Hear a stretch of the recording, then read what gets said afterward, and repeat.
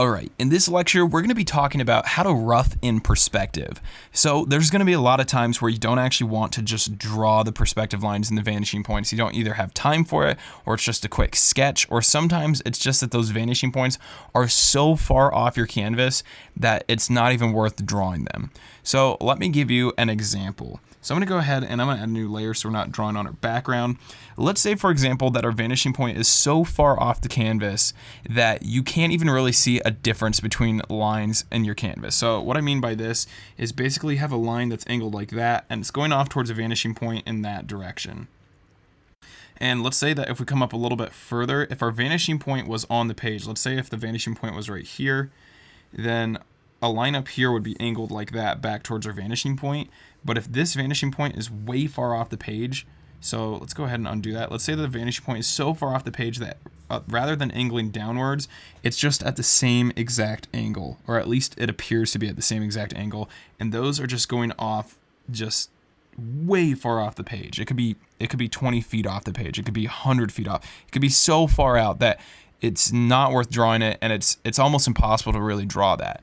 So what we do is we basically draw in what's called isometric type of perspective, which is where all the lines basically just follow the same exact angle.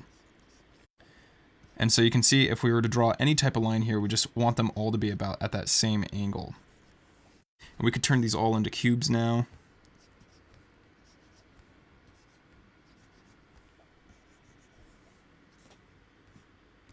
And if we are doing 2-point perspective, we want to do the same thing for the other side. So all these angles need to basically look exactly the same.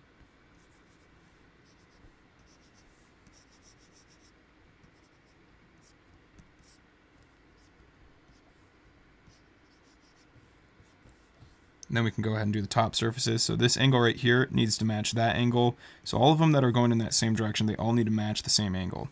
Same with this side. So this angle right here needs to match that angle, and it's all the same. All these angles are the same. And there we go. We just roughed in some simple cube perspective. And this isn't very clean, but this is usually used more for sketching. Another place where you might want to use this is if you're doing something, let's say, like an animal. If you're sketching something that's more organic, you're going to just want to rough in the perspective. You don't want to actually go in there and add in vanishing points and stuff like that, because typically if you're doing an image of an animal, it's usually a close-up of some sort, and the vanishing points are so far off the canvas that you're not even really going to see them. You're not going to have very extreme perspective. So we can just block it out like this. Let's say that we wanted to block it out into the basic head shape, so we can just start with a cube like this. And for right now, we're just sticking to 1-point perspective. I mean, 2-point perspective, sorry. So all these lines are just going to go straight up and down. So we just draw a cube with all the angles matching. So all the ones going in that direction are matching, and all the ones going in this direction are matching.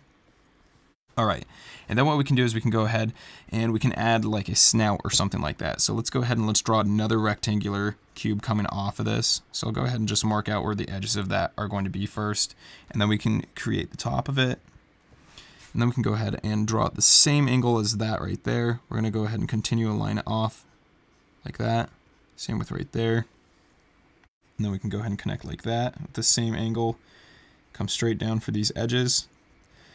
And then bring that across at that same angle as that one. And then let's go in there. We can just go ahead and quickly erase so that we can see that this cube is in front of the other. And then we have a basic blocked out shape that's in pretty good perspective. And we can use this as a guide to draw whatever animal it is. So if we want the head to be round, we can go ahead and just make sure that the roundness of the shape is staying within this cube. And maybe we can just make the back round like that. And then maybe the front surface for the brow, maybe it comes down like this. And we get kind of a flat front right there. Like that. We can round it out down here as well. And then we can go ahead and erase these guidelines of the cube, because we don't need them anymore. Alright, perfect. So there we have some roughed in perspective for the basic geometric forms of some sort of an animal head. If we wanted to, we could like draw out here, we could draw a nose, stuff like that.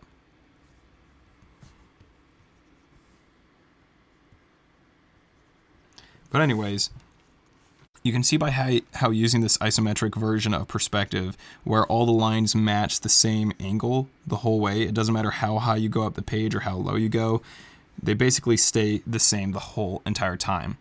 Now, sometimes you don't want to do this. Sometimes when you're roughing in perspective, you do actually want to have vanishing points. But let's say that we're doing a sketch for some sort of an environment design with buildings and stuff like that, and we don't want to take the time to do all the perspective. We're not doing the final drawing or the final painting yet.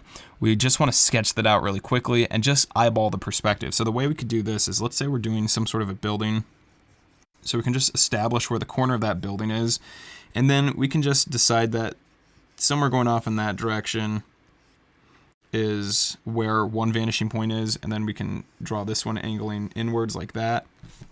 And we're just basically eyeballing it. We don't really know where those vanishing points are exactly. We just know that up here it's going to angle downwards, and it's going to angle downwards there. And so by establishing this, we can tell that there's probably a horizon line somewhere right about in here, just a straight horizon line. And we also know that the higher up we go, the more angled these are going to become. And the lower we go, the more angled these are going to become. And we can just start sketching in some simple blocked in perspective. So let's just go ahead and start doing that. So I'm going to go ahead and turn this into some sort of a building. Maybe we'll do a roof line up here. And then I can go ahead and draw an X right here. That's how we always find the center of a rectangular shape in perspective. It was, we draw a line from that corner to this corner, and then we can figure out where the middle of that is, because it'll be right where those lines cross. And we can come straight up from there, just a straight line. And that way we know where the center of our roof is going to be, because the distance from here and the distance from here to here, this is going to be a little bit wider right there. And so that's why it's important to make sure that we figure out where the center of that is, because it's going to kind of be different on both sides. And that roof line is actually way too high. So what I'm going to do is I'm going to go ahead and draw a line like this and just bring it down a little bit, make it a little bit less angled.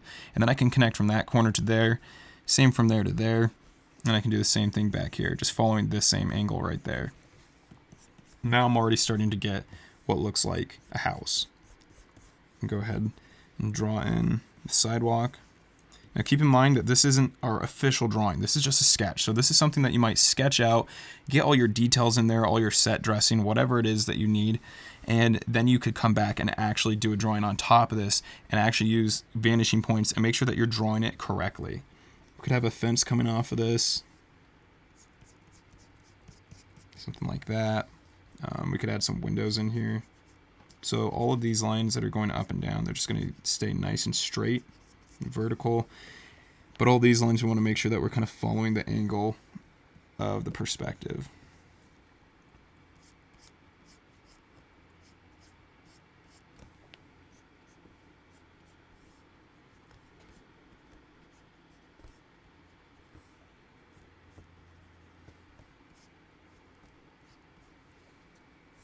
Can have this roof extend down a little bit further by just drawing another line like that, extending it down just so it has a little overhang. To add some thickness to it as well.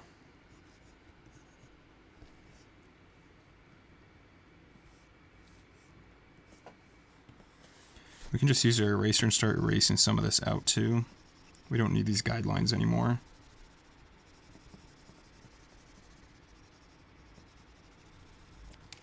And maybe we want something protruding off this a little bit more. So maybe this doorway, we want it to kind of be its own box kind of protruding out. So we can go ahead and sketch that out. So I'll start by drawing the base, and I'll just come straight up like this.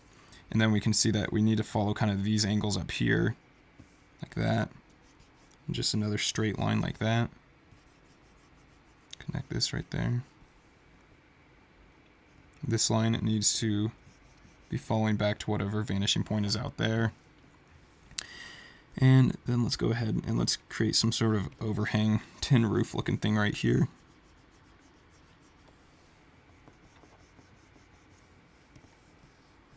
Then we can go ahead and draw on our door.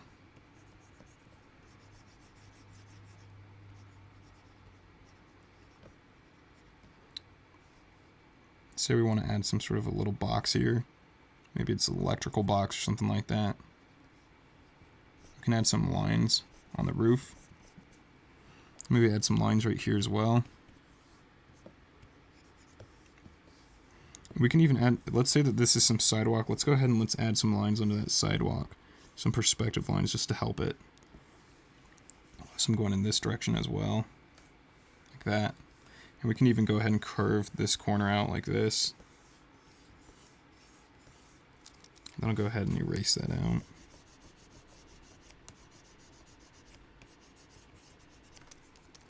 And then we'll go ahead and we'll just kind of dip this shape down, because usually in the corner of curves you get that little dip down. I guess that probably depends on where you are in the world, but let's just add one in, something like that.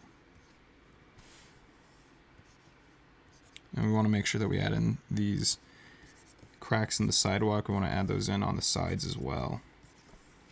Could even add in some pots or something like that, some plants. Those don't have to be in perfect perspective. We're just using this to sketch out the idea, but we want to make sure that it's in relatively good perspective, because we're gonna draw on top of a sketch like this.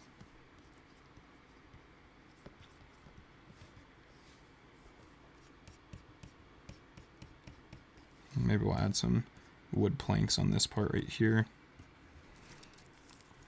We can go ahead and erase some of these parts out so it doesn't look transparent.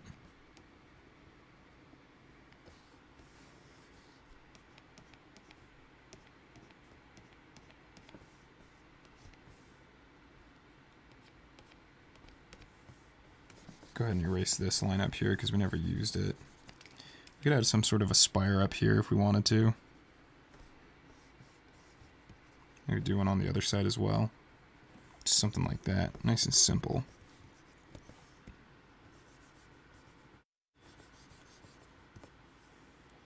Alright, perfect. So we just roughed out a drawing with some perspective, and this doesn't use the isometric perspective like we had before. So if I turn this layer back on, the difference between these two types of perspective rough-ins is that this one uses lines that are all at the same angle. So it doesn't matter where you are on your page, where you are in height or across your page, they're all going to be at the same angle. And same thing for the other vanishing point. All of them are going to be on the same angle all the way down. Now also, I just want to point out that you can change this angle. So they can be very angled like this, or it can be more flat like this. It's really up to you. Then remember that with this type of roughing in perspective, that these actually have vanishing points. So you need to imagine, basically, based off the knowledge that we have about vanishing points, we need to imagine that there's a vanishing point somewhere off out here, or maybe even further. And so we need to make sure that wherever our horizon line is, so let's say our horizon line is about right there, that's where lines will go straight and flat. But as we get further away from that, they need to become more and more angled. And as they get higher up, they need to become more and more angled as well. So we're just keeping that in mind. Now, because we're roughing it in, it's never going to be perfect, and that's not the point of roughing it in. The point is just to make sure that it's pretty close, but it's mostly just to get those sketches done and get some of that detail blocked in there. All right, that brings us to the end of this lecture. Thanks for watching, and I'll see you in the next one.